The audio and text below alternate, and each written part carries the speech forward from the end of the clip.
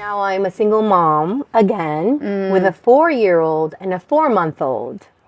So that whole Wonder Woman kicked in again. And I'm like, okay, now I really have to take care of myself, take care of my children, figure this out because I am on my own. I think that was by far one of the biggest lies that the enemy used that I believed. And my whole belief system was operating out of that lie. Yeah.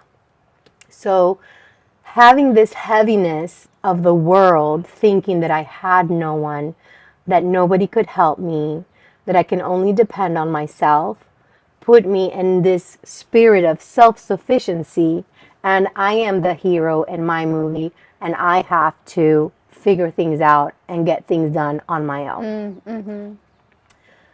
So I'm starting to learn about Jesus, and I'm looking into the biblical foundation and his word. And I'm hearing these beautiful things. Be still. Trust in me. And I'm like, what does that mean? How does that even look like? I'm so in survival mode that I can't, like my mind was just racing with all these negative thoughts. The shame and the hurt that I had put in all this time, all this love, all this effort, all this energy, and I'm still empty-handed. And now I have these 2 kids that depend on me. How am I going to make this work? So I was covered in guilt, covered in shame. And I said, I'm going to be the hero in my own movie. So I'm still trying to figure out how to negotiate with God. Because we tend to do that sometimes. We do. And I was so deeply rooted in self-sufficiency. The whole concept of trusting in God was very foreign to me. Got it. Very Yes. foreign to me. Yeah. I see. I see what you're saying. So I was like, okay, so I'm going to have my full-time job.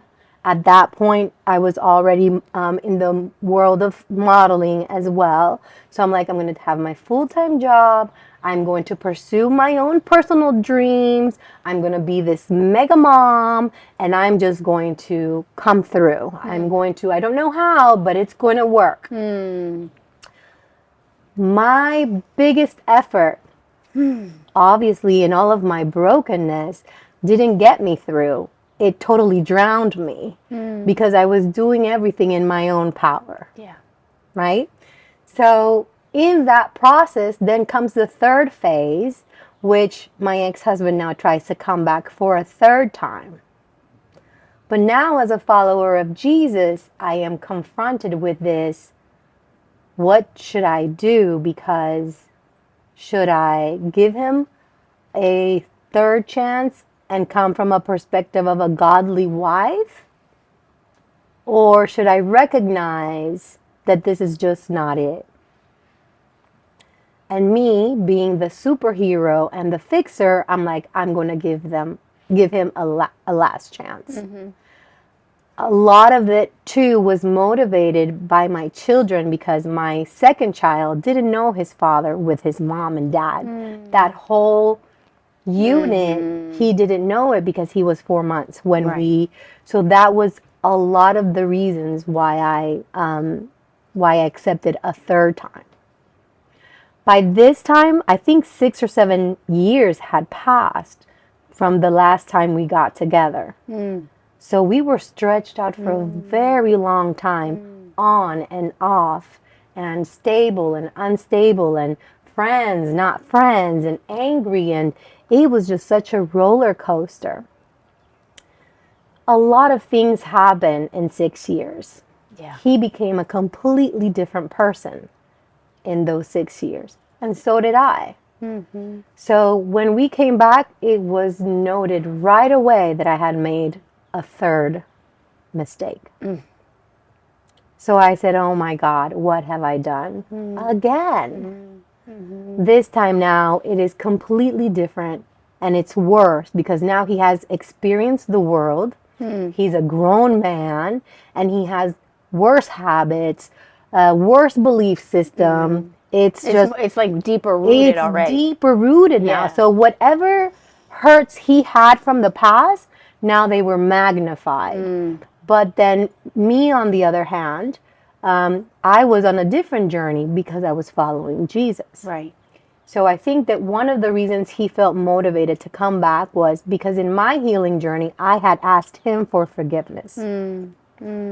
I think that it's very important that we recognize that in a relationship, there's always two participants. And that it would be very irresponsible for me to just put the blame on him. Right?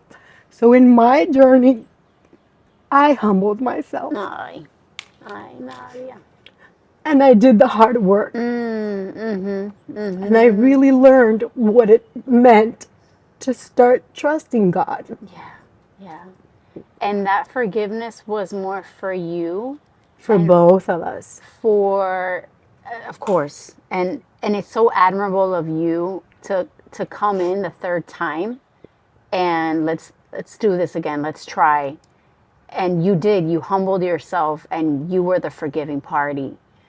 And he wasn't ready. He wasn't ready. Because, and this was the powerful thing of it, Rosanna. So I'm coming out of a place of humility. I know. I know God now. It crushes me. I know the foundation. I know what the family unit is. I recognize that I am not perfect. I recognize that you are not perfect.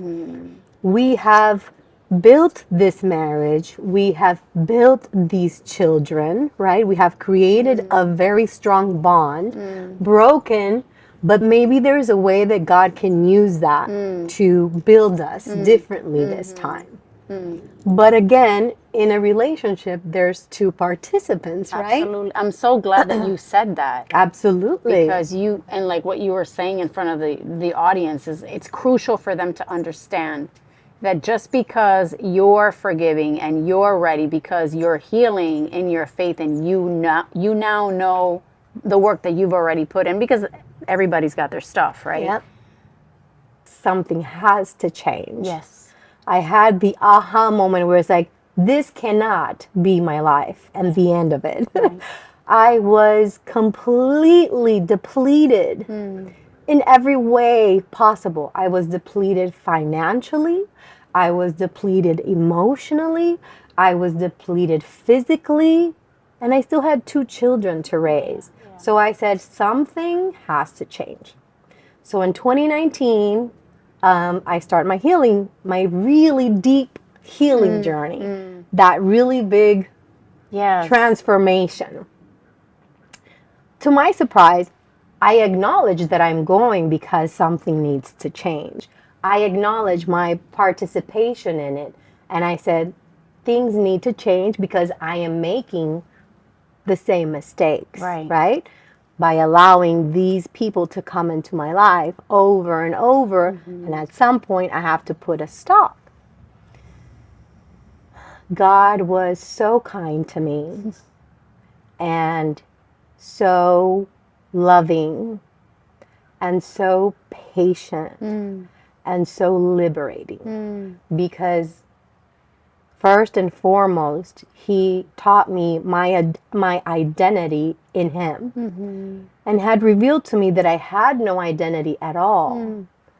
If you had asked me then, I was somebody else's wife, I was a model, I was a mother, but I couldn't answer who I was as a person, as an individual. So God grabbed me by the hand. I would actually say he first carried me because I was so exhausted. I bet. He first carried me and started going way back to my childhood, how the enemy uses all these lies and how we start operating on these lies and going through life with this big hole in our heart that only he can fill.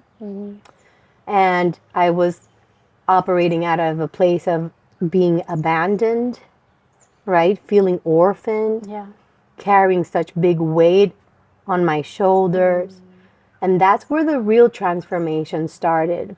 He went way back, validating all of the emotions that I was having at the time, which was very important because through this relationship, all that was doing was taking away my validation. I don't know what you're talking about. You're crazy. That's not true. What do you mean? Look, that's not true. Look at you. What? That wasn't me. So now God minimizing or completely discounting everything that he had discounting done, everything. how he had So participated. God actually was like, yes, what you're feeling is valid. Yes, what you went through is true. Yes, yes, yes. That's great. So, which was extremely important because now I was like, okay, I'm not crazy. Yeah, you got God I'm not confirming. crazy. I have confirmation. Praise God. That the pain, that the abandonment, that all the mistakes that I had made Was justified. that justified, that there was a reason, that there was a root, right?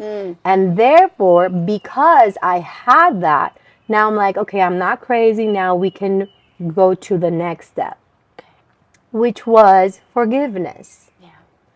Forgiveness, asking God for forgiveness, forgiving myself, forgiving my ex-husband, right? Yeah.